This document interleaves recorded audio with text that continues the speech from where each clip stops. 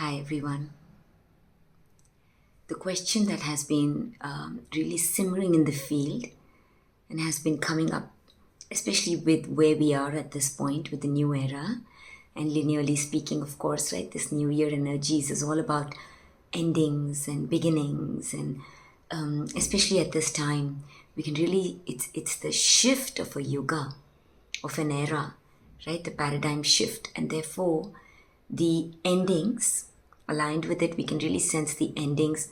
It's a karmic portal, right, if you want to look at it that way. All, of course, at the level of linear play, right? Because the true karma, that which we are, is timeless.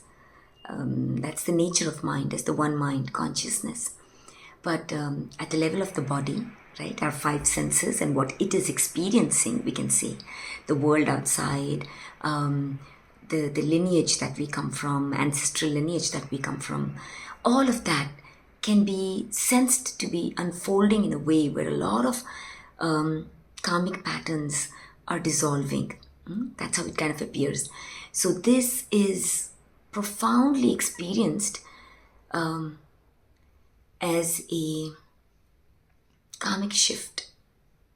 So you may sense at this point big shifts are coming in your life at the level of the family, the land that which the body comes from, all of that. There are things that are being perceived and sensed that never ever happened before, to say that, right? Because at the level of the body, Dwapara Yuga, Kali Yuga lives as the linear time space. So there's a past, there's a future, and all of that, right? It's play.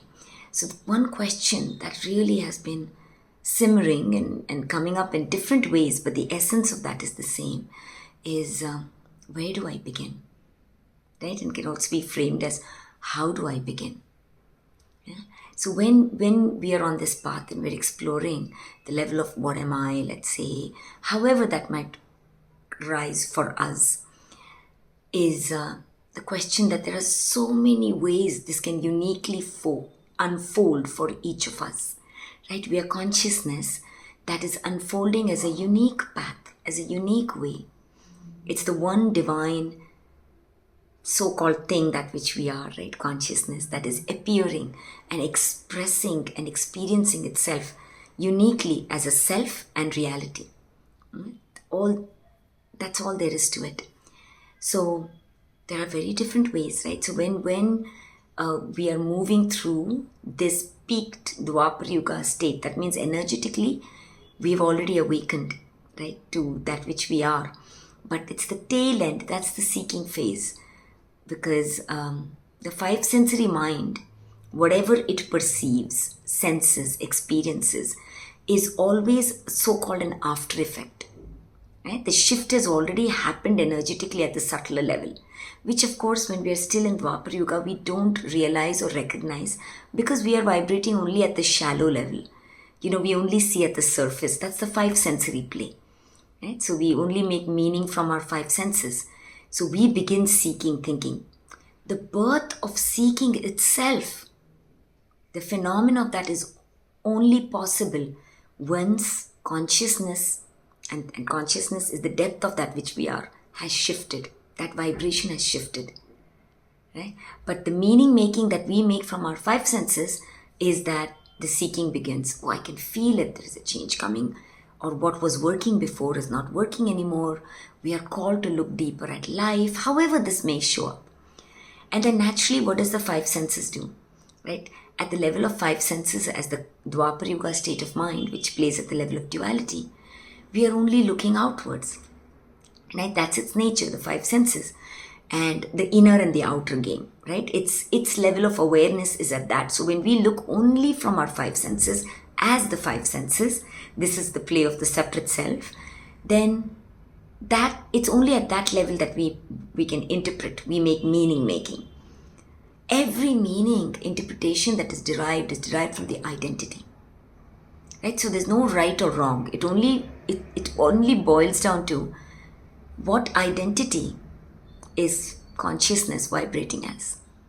From that, everything is born. Right? The questions that come forth immediately point to the identity in which we are standing. right? That's the level of awareness. So the five senses are level of awareness, because we are still playing, as consciousness is still playing at the level of separate self. Our questions come from that. So the five senses is the one that seeks, right? Thinking that it's going to attain something from outside. So that is why many times we see that practices then are put primary, right? And this, the key thing that is really coming through is to really see this as phenomena more than anything else. Every state of consciousness is a dynamic play of the mind vibrating at a certain level, right? So it's really as simple as if I wear pink colored glasses. Doesn't matter what I see, right? Where I appear to go, right? What situation and circumstance I may be in, or what I'm experiencing, everything will be passed first and foremost from the lens that is colored pink, or colored orange, or colored blue, right? So identity is everything, and that's why know thyself, know thy nature of the mind, that which is perceiving, before immediately taking on the interpretation, right? That's the direct path, that's the route. So the questions also then that are born from that. So this is foundational, right, to see. So when we are simmering and we are feeling this, naturally the questions come, looking outwards. And some people are doing yoga like for many, many years, right? And for the Dwapara Yuga state of mind, when we are vibrating as a certain identity, and this is very important, right? This can be so helpful. That's what I mean by that. To really see that when consciousness is vibrating at the level of Dwapara Yuga mind, whatever its interpretation is valid for it. That is its path. So when we are in the Dwapara Yuga state of mind, it's at the level of the body, it's at the level of the thinking mind that is looking at the inner and the outer. Certain framework of understanding and what practices or what it may come up is valid for that state. And this is where I often find, that's why, that many a times when we offer concepts or we even read concepts such as non-duality and everything, then it comes across as that it really doesn't serve. Because when we are vibrating as the mind that is conceptual, anything that we see cannot be understood and it will be taken as a concept. Non-duality cannot be understood as a concept. It's not a concept. It is that which we are. And ultimately, only lived experience can be our living truth, right? Everything else then becomes somebody else's experience. So I'll kind of really name that in that sense, because this was as well coming up, because when we are seeking, we tend to look outwards, and that's where this question in that sense comes from, right? Where do I begin? Which path do I take? How do I begin? Because there are so many ways to do it, right? So from the non-dual perspectives, it says, just let go, just be, just allow, right? You don't need to do anything. So we take that word, what does that even mean? Or we say, like, look at all these masters who've been doing yoga, and then you hear narratives such as, hey, you need to do yoga. Look, I've been doing it for 40 years. It takes lifetimes to be self-realized or to be enlightened. That kind of stuff, right? All that, as you can see, is set in a framework of linear time space. I'm beginning somewhere, I'm going to end somewhere. And that is valid if you look from the lens that if you're the body. If you're the body and you're the thinking mind, you'll always place it into that framework of, I need to begin and it's going to end somewhere. We'll come back to that. Similarly, what else was coming up? Like all these practices, including this, right? That we need a guru. You hear that, right? You need a guru's guidance to do this. And without a guru, you really can't get anywhere. So the response to that really was coming forth that I want to share here is that ultimately there is no right or wrong. Your way is your way. And the best way to navigate this is to really see what resonates for you and trust that. Your path is unique. You're already consciousness. Whether we are aware of it or not, like we say, the truth is truth. Whether you agree with it or not, It already is. That cannot be changed. At the level of where consciousness is appearing uniquely, mind is manifest consciousness, right? It's already manifest, it's already there. Go with what resonates for you and trust that that is the fastest so-called path. And that also kind of grounds us, right? When we move to that which calls to us, that which resonates for us, there's a certain level of steadiness in that way of being and doing.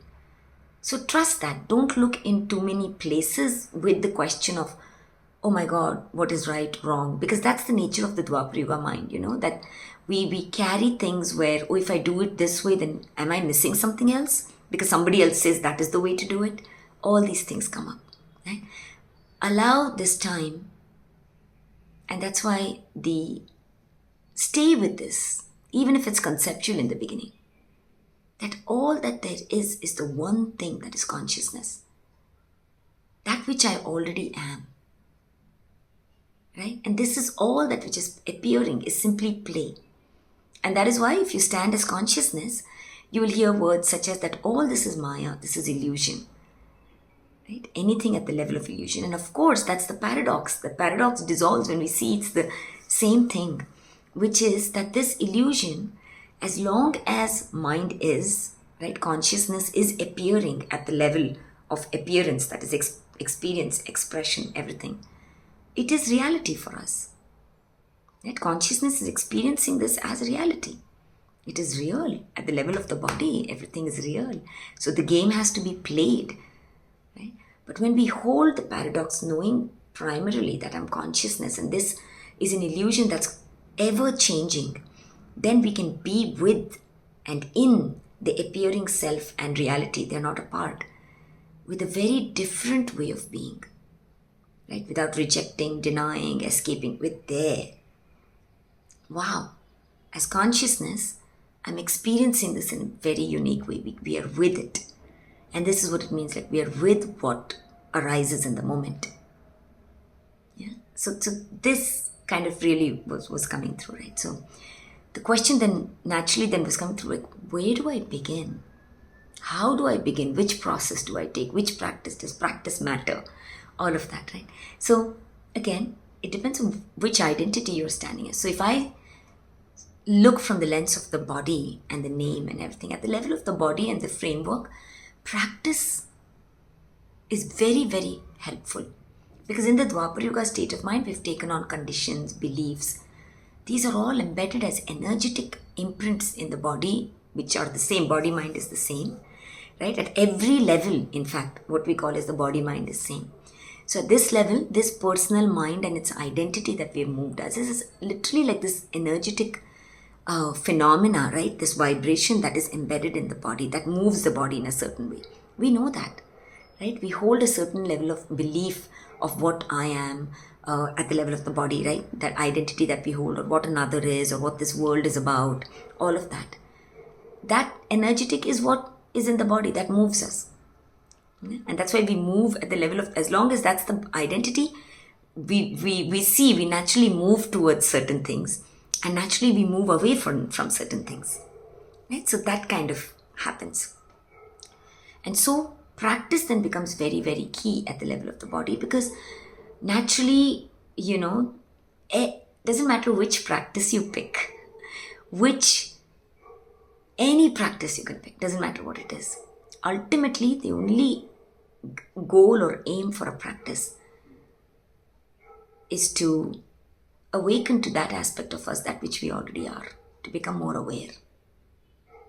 Every practice will get us there. That's why after a practice, you see there is a more sense of awareness, alertness. There's more at the level of the body. There is an ease. Yeah.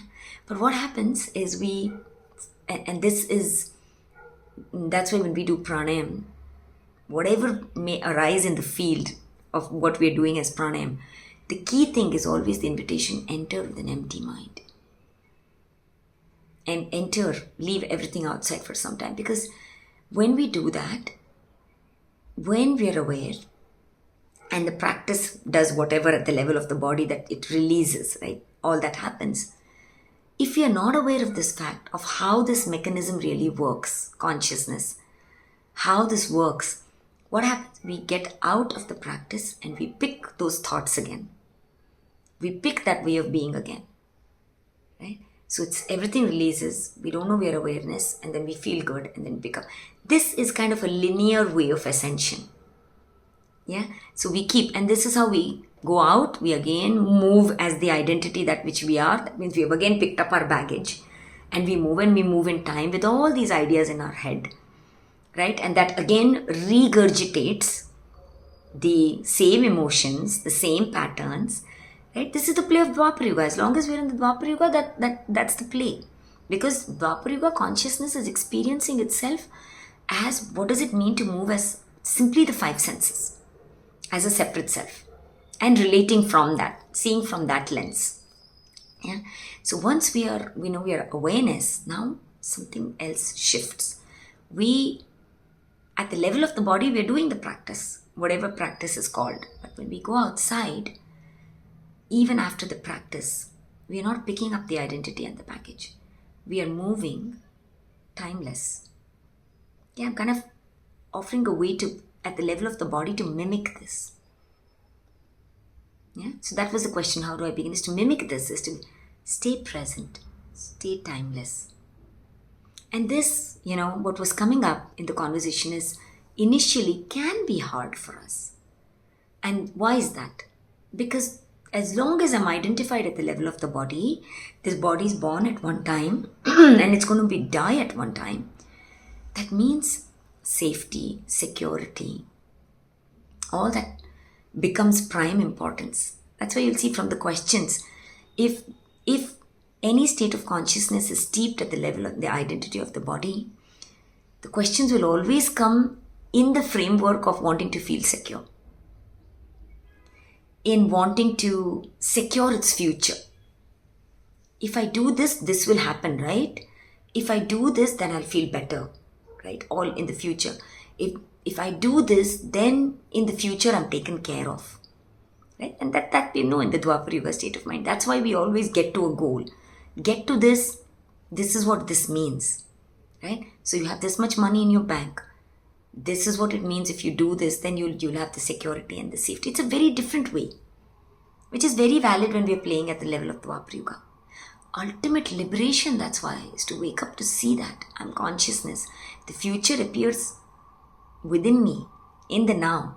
The past never happened anywhere else. It happened in the now. The now is awareness. And this simplifies things. It doesn't complicate things. Everything happens in the now. Then all I need to do, so-called do, is to be where being is. Awareness. Be absolutely present, right? In and as presence, right here, right now. And if this moment is fully given attention to, that's love. This moment is fully allowed. Then that literally as an energetic thing has a thing, but then I'm fully with whatever is there. Give it full attention, and then there is a deeper intelligence then of sensing, right? Then we are fully in service of this so-called moment. And that's where the division between an I or even the other or what is arising dissolves. So that's kind of one way to look at it. But this initially can feel difficult if at the level of the body and the thinking mind there is the pattern of the future. Because we're needing something. As long as we're at the level of the body, that need is there. That's play, right? I'm born, this body is, and this thinking mind. And often, I want to share this comes up also in the conversation of, we are interconnected or we are interdependent. All these are words. When we sense behind the identity or the energy behind these words, it will tell you there's a disempowered way or there is a truly empowered way. Yes, at the level of the body and this play is collective, We are deeply interconnected and interdependent on each other. But this then tends to bind us. This interconnectedness, interdependence then, is a way that we feel then others need to be in a certain way. The world needs to be in a certain way for me to thrive and for others to thrive. This holds the identity of the Dwapara Yuga. As the Treta and the Satyuga, you realize all is consciousness. So already everything that is happening is perfect. Nothing needs to change. Nothing needs to change. And this really can be experienced as while at the level of the body there is interdependence and there is interconnectedness. But at the level of that which I am as consciousness, everything already is. I have access to all that is, right?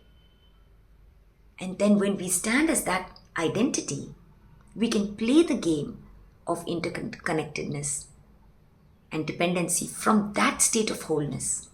That experience is completely different. And that this was coming up in the questions. I suppose that's why it's in the field. It's coming up right now as I'm sensing. And how does this translate in our lived experience? Kind of play this, right? Play with this so you can see, because we are already consciousness. It comes with a demand. It comes with an insistence. We are tethered. It comes with an attachment. Then we demand the world to change and be in a certain way. We go into the world and expect and tell other people to be in a certain way, right? Because it's coming from the identity that if you are not like that, or if the other is not like that, things won't happen. When we know we are consciousness and that all is consciousness and that is playing perfectly, then at the level of the body, we play a beautiful part in bringing forth what is coming and knowing that that interconnectedness already is. And that everything will arrive to that understanding and knowing at the perfect time. There's no demand on anything. This is seeing the perfection of what is already. Even when at the five senses, that, how the five senses kind of sees imperfection. So this is an unnameable perfection that is seen. Kind of inviting you to that. But anyway, this was meant to come up, I suppose. I want to come back to this, which is very key. Where do I begin? How do I begin? We've heard this, right? Begin where you are, that's why. Begin as what you are. And this can really be helpful. That's why to stand as if I'm already consciousness. Whatever is happening in this moment, wherever I am, whatever meaning making I may be making of whatever that is, that's the only place there is. Begin there. And the call, that's why for it we'll hear, is acceptance. That is love. Love, however in Dwapara Yuga we may name love to be, right? We've just finished with Valentine's. And love can flow in very different ways. It can be so silent and quiet, right? Or it can be very expressive, or whatever our ways, right? Conditions that we may apply to it. Ultimately, love is the nature of consciousness itself. There's nothing outside of love. It plays as different flavors and conditions of love, dependent on the identity. So, ultimate love, to sense love, is absolute unconditional acceptance of what is. This also in different ways. That's why it can be named for the Dwapara Yuga as a sense of forgiveness and all of that. This is seeing that the nature that there's no past, there's no future, right? At every moment, wherever I'm vibrating, all of life is meeting me, which I am. I'm just speaking in these terms. Meeting. A consciousness at the level of mind is coming together and awakening, celebrating itself. So whatever is happening in the perfect moment is perfect. It was needed at that moment. And once that's over, it's over. So consciousness in every moment, that's why it's fresh. Unless, of course, we parse it through this mind, which holds the past as this is memory. Right? So memory, and takes that memory, and as a doer, because it's identified at the level of the body, it thinks it's doing, projects that into the future and does practices. Yeah? And therefore, in that context, forgiveness, forgive, be at ease, accept everything, see the nature, all that is relevant. Yeah? So, begin where you are. Begin as where you are. That's the only place we are, and in that given moment, that's fine. But I really want to kind of point at this. This was coming up. Identity is everything. If this resonates, make this your mantra. Every moment, see the I or the self that is looking, that is moving, that is interpreting. And from that is born the expression. And from that is born the experience. Who is this I? What is the nature of this I? And I really want to kind of practically kind of paint a picture here, which can be very helpful. Let's hold two things, right? Consciousness that is appearing at the level of the body, right? If you hold it, it's like this actually, right? Consciousness within which identities are playing. But if you want to look at it right now, we'll see. When we are identified at the level of the body, right, only then the question comes, how do I begin? Where do I begin? Because this is the identity of the body. It's got concepts. So when we ask, where do I begin? How do I begin? Right? The question is, it's in its mind. We've got a goal already set up. If you're asking the question, where do I begin? That means there is some place I need to get to. Otherwise the question wouldn't arise. So how do I begin? Where do I begin? At the level of the body, right? Naturally, linear play. So every project that I do, I begin somewhere and there is a goal or an outcome, right? And that's why Krishna in Bhagavad Gita, Krishna's thing was, that's why let go of the outcome. It's kind of, that's the higher self, right? Krishna is our higher self, timeless. It's reminding, see what you're playing as. That is what he was reminding Arjuna, about. That you see that you are having an outcome. That means you have kept a gap. I am here. Where do I begin? Because I want to get there.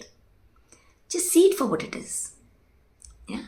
See that, when I look through this lens and this identity, naturally at the level of the body, I'll say, I need to start my practice. Why? Because I need to feel better. Why do I start my practice? I need to have more awareness. Why do I need to start practice? Because at the level of the body, I need to feel healthy. Anything, and it's valid, right? As long as we consciousness are appearing at the level of the body, right? That is a valid experience for us. But our experience changes depending on the primary identity which we are standing as. If this is primary, then we will always be tethered to the experience of the body and this thinking mind. Oh, I have to feel peaceful here, so I have to meditate. Now meditation becomes a practice. And then we keep checking back, right? That's the nature of this. Am I peaceful? Oh, I've been doing meditation for so long, but this mind is not peaceful. I'm doing this practice, for so long. We're trying to control. Yeah? Trying to control. Even at the level of the body. Right? And we're trying to do this. Just see that. Right? This is, and really, kind of saying if this resonates, this is literally can be just a groundbreaking way of exploring this. Yeah. See the I from which you are making meaning. So the minute the question comes up, even if before we write the question down, and see the one who is asking this question. The question is only valid for the one that is asking that. Only in the Dwapara Yuga, the consciousness plays as this dance of question and answer. And standing as a question, it doesn't realize it is the answer already. The beauty of this is when you really kind of sense that, right? Because we are already that, right? Consciousness is primary. Without the answer or the solution being present, there is no way a question or a problem can even exist. And this is where seeing of this can be a celebration. When the problem comes up, so called, that the mind says is a problem, the five sensory mind, or that the five sensory mind says there is a question in my head, celebrate. If the question is coming up, that means the answer is already there. I am already the answer. Consciousness is primary. Yeah, so you gotta sense this, like there's this way. So whenever a question comes up, that's why whenever all this comes up, when the seeking comes up, allow all of this to be a way to celebrate. Yeah, instead of feeling and kind of translating that into, I'm not enough, I need to get somewhere.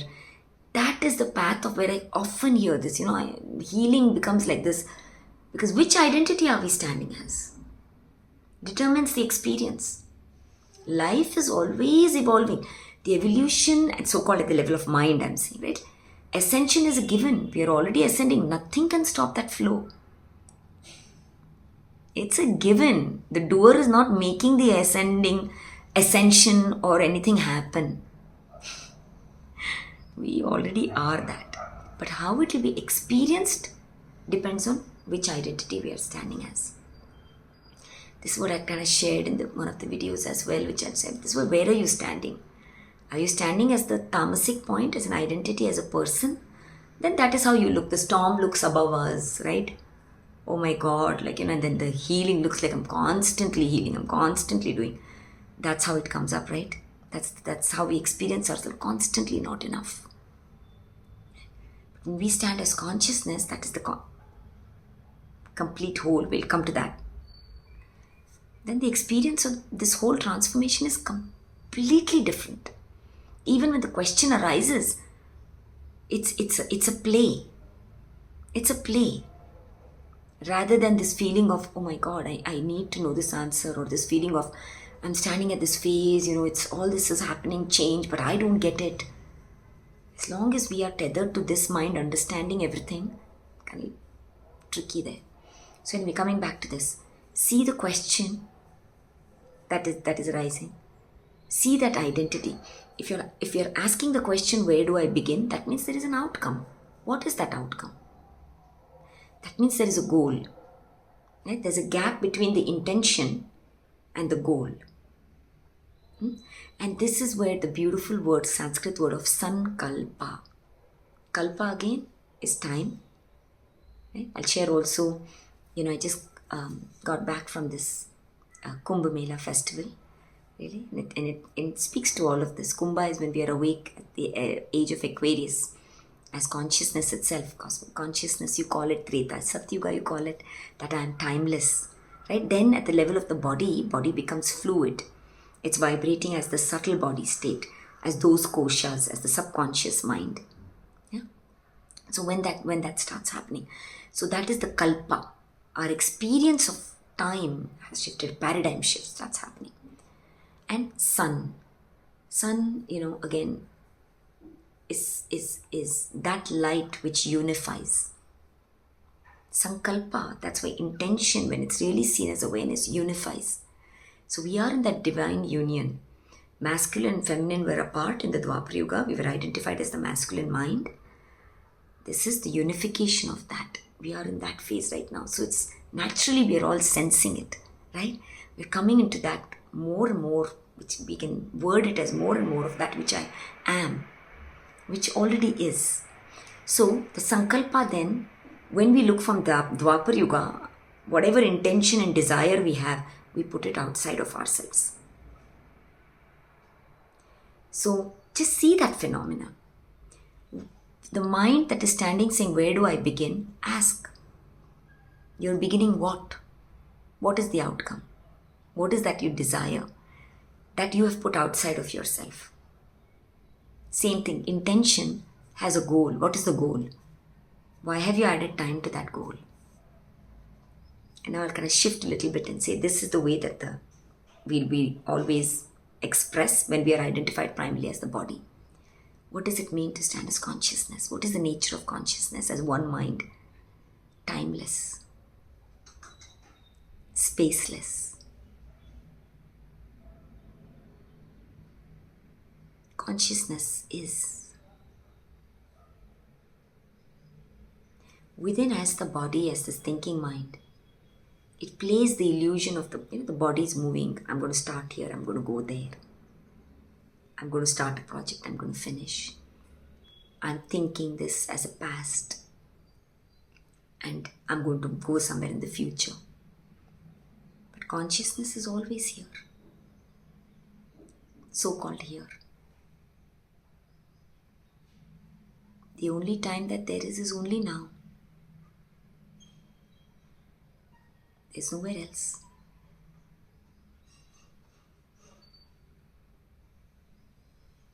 And this now, very important, right? Especially with non-dual teachings and the questions that arise from that. This now moment does not reject or deny the body and its experience. In fact, it embraces it. Yeah. I am the awareness within which this body is appearing. And through us, this body, I'm experiencing the world that I am. That is what it means to awaken as the light, as the soul. Soul is the light body. That which is lit is not outside of me. That is the Kumbha experience, really. How will we show up in our world when we know that everything that is in the world is me? Yeah. Then the body then becomes, this thinking mind then becomes in service of that. Whatever that might look like, it's already always in service, right? It's not a doing thing. It's always in service.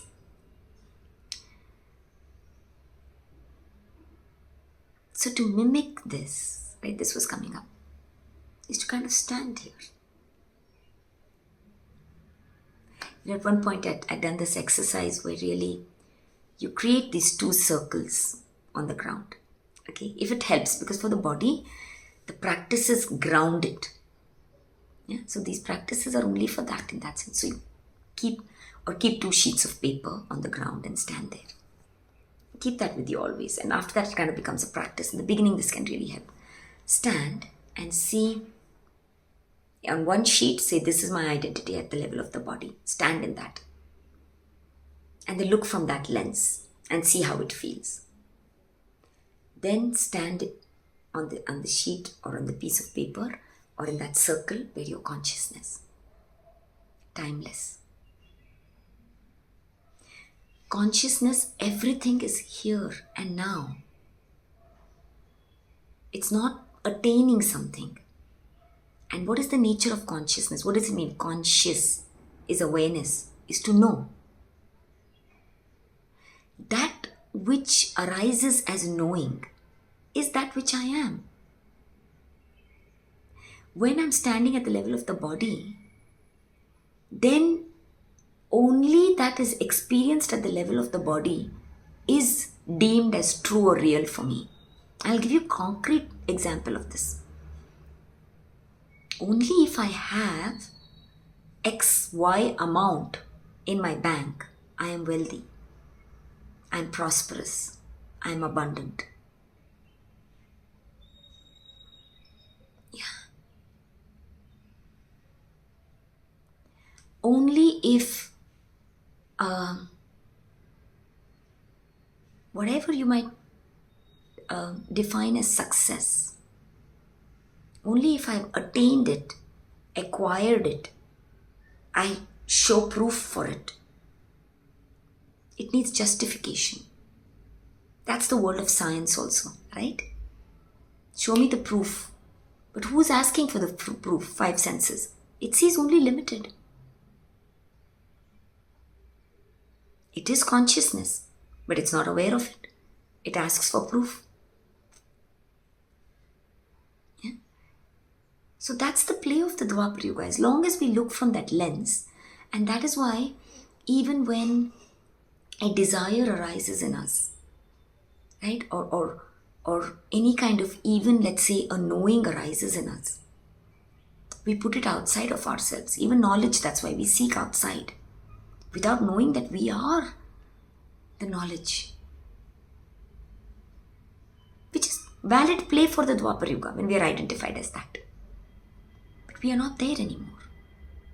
So how do we sense this? This is a powerful practice. So we stand in that, and through the lens we really see. So, okay, where do I begin? What do I want to begin? I have a goal. What is that goal? Take a look at it. I want to be self-realized. What does that really mean for you? You already are the light. Light is primary. Without light, there's nothing would be dancing. There no awareness, no existence. But we don't know that, right? Because we're at the level of the body. So we have certain goals. Fine. And that's part of the play. That's why I'm saying this is very important, especially when you start taking non-dual teachings, that says no, or that deny. We are here as consciousness playing at the level of the body. We can experience siddhis even at the manifest material self. But that's only truly possible when we know our true identity. Then the attainment of siddhis is simply play. It is not to elevate ourselves. Consciousness cannot be elevated. It doesn't play in linear time. Consciousness is. Whether it appears at the level of reality in that sense, right, one would say, matters not. I am the one that determines and appears and matters. Then what matters to us is not tethered to anything or anyone as the world. This is living as that which is called as unattached, which many times we take conceptually to be unattached, to be this dry state, right? That's the dry, like this state of unattached to the world. No, unattached. To be unattached is to be absolutely attached to the whole. Engaged. So you kind of get a feel of that, right? So where am I looking from? So as long as you put your goal outside of yourself, to know of an intention is to be living that intention. Sankalpa. So this is where I say that being is first. Allow your doing to come from that. Don't make your doing as a means to an end. Then you're fragmenting yourself. You'll constantly keep running, chasing. That is the masculine dominant way. That is the five senses. Valid play when we are in Kali Yuga, Dwapara Yuga, right? That's where you hear even in the manifestation world, I need to manifest. You being itself is consciousness manifest. Manifest consciousness is mind. I am. Consciousness is already. Pause. See the beauty of that which is.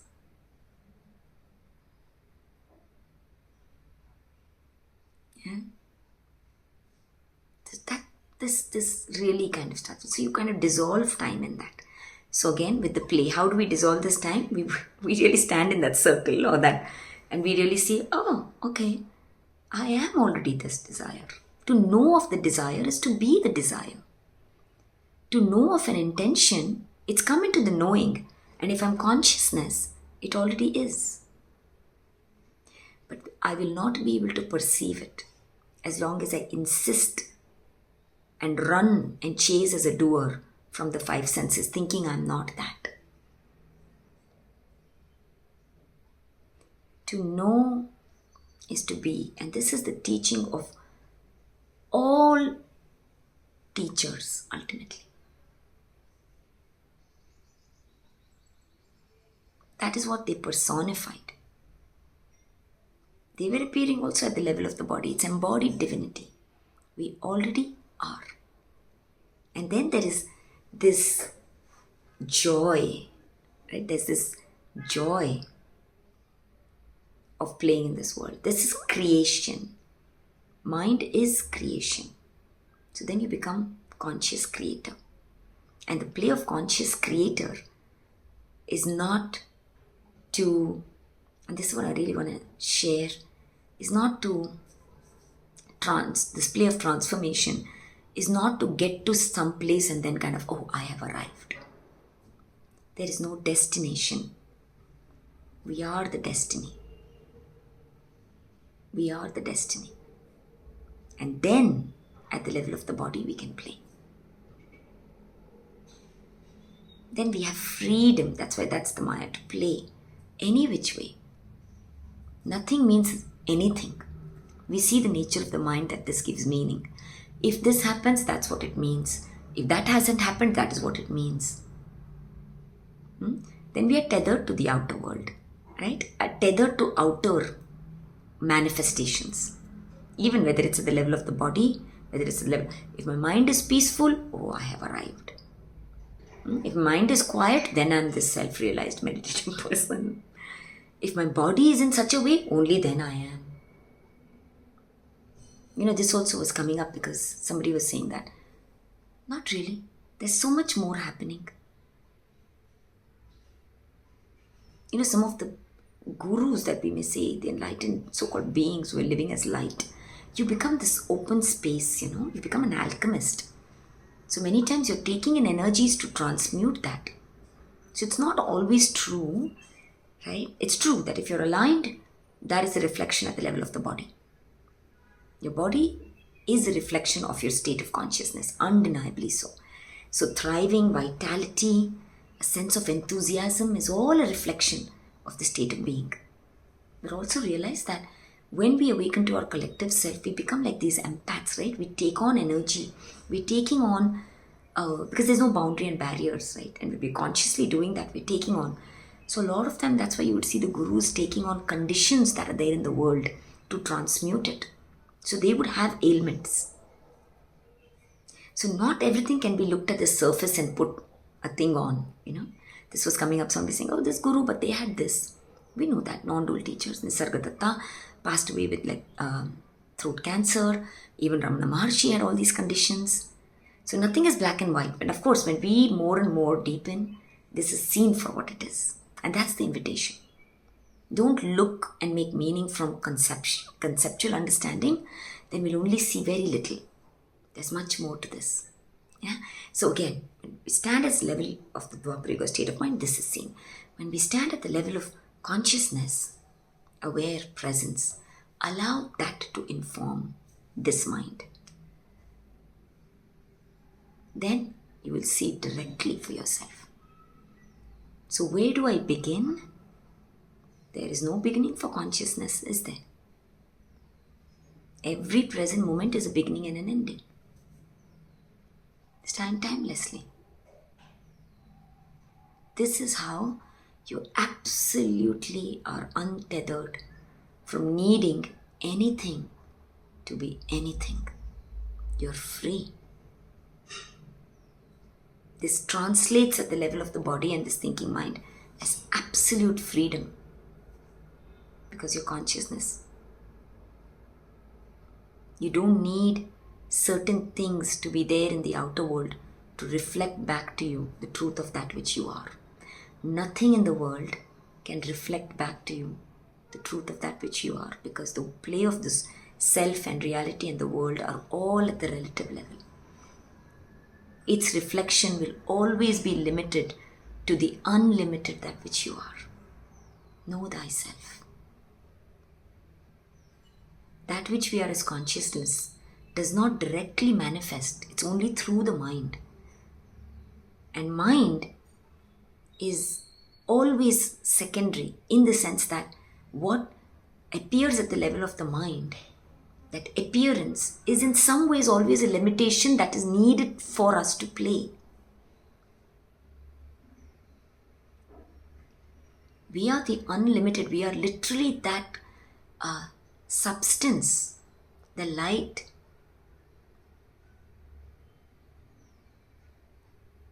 That gives life to everything. We are the sun. And this time, really at this point, we're going through. That's why Treta Satyuga is the cycle at the chakra level of throat chakra activation, Manipura activation. Yeah. So that's getting activated when the heart opens up. That's the feminine. Then the masculine starts dancing at the Treta Yuga, the throat. There's a new expression in the world, right? That's the third eye open. We can see that. Manipura, that's the inner sun. Anyway, I won't go into that, but kind of get an idea. So, what was coming through is to mimic that. How do you mimic that? Like the Dwapara Yuga seeking mindset. Be timeless. Trust and have faith in that which is, that which you are, is the one I am. All of life is co-creating.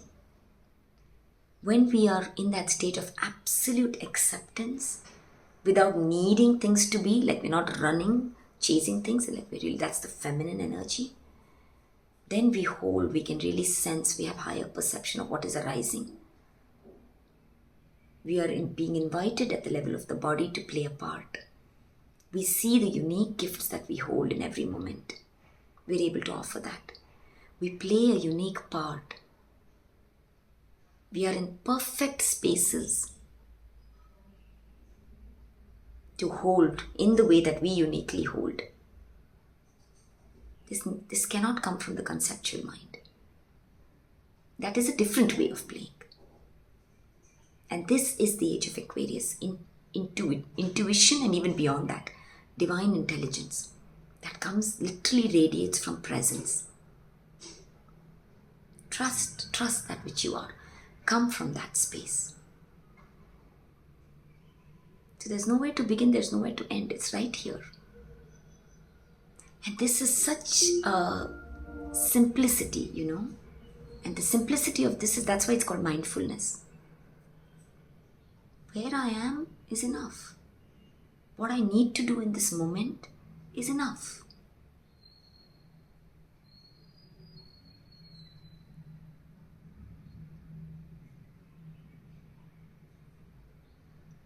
Whatever I do, whatever I may appear to be, means nothing about that which I truly am. Everything is possible because I am. How is the I am co-creating? And this is how then you will really see. We will start seeing how everybody in our life comes together and how we are playing and being together.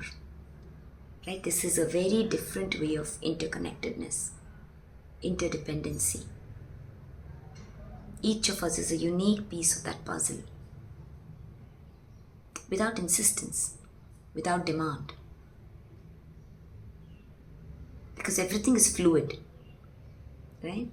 So at one minute we may be called to do something that really doesn't mean anything. Next moment the energy may shift. Then the body and the mind are in service, absolutely luminous, open, in service of consciousness. The nature of consciousness is dynamic at the level of play. It doesn't hold any concept. I'm here for this and I am, period. Here, period. And then that which comes through, always pure perfection serves. And that can be felt at the level of the body and mind also as ease. Where is there that we need to go to? What is it that we need to become? All that is play. We can dance as that. We can celebrate that. We can write poetry about that. We can meet people as that. We can see the beauty of the life that we are. Freely. That is where we are right now. At the linear level, we have moved through a potent karmic portal. We can see that at this time. Mahashivratri is at the end of February, right? All at the level of play. Then spring equinox. There are energies where there is more energy, right? The more and more ease, the more and more awareness and energy, Shiva Shakti are one and the same. It's experienced at the level of the body. Right? The more and more energy, we really see that shift is happening. There's more clarity. To living and celebrating, that's why. That which we are, that which is. The unnameable love, joy, peace, the beauty of an awakened body, mind, world.